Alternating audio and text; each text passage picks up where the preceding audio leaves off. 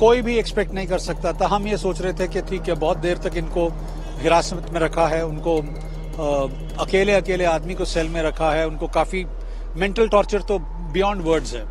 इतना अगर आप 12-14 महीने किसी को एक काल कोठरी में डाल देंगे, it is equivalent to a काल कोठरी।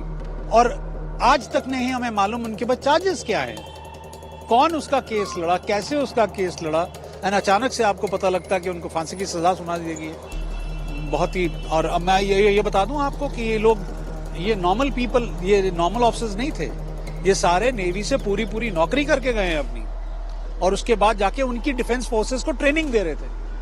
ऐसा क्या हो गया जो अचानक से सीधा ही कैपिटल पनिशमेंट, फांसी की सजा सुनाना? उन्होंने कोई कत्ल किया है, वहां पर कोई मर्डर किया है, मतलब कुछ तो होना चाहिए, कोई जस्टिस तो होना चाहिए। न्याय कहां मिलेगा? कौन से दरवाजे पे खड़काएंगे? अब ये डायरेक्ट फांसी। ओनली एक शब्द है मेरे पास, that government of India, MEA, the prime minister who has got such good relationships with all the countries in the Middle East, I think some steps have to be taken and immediately our people have to be given some respite. कोई उनको कुछ तो करके उनको निकाला।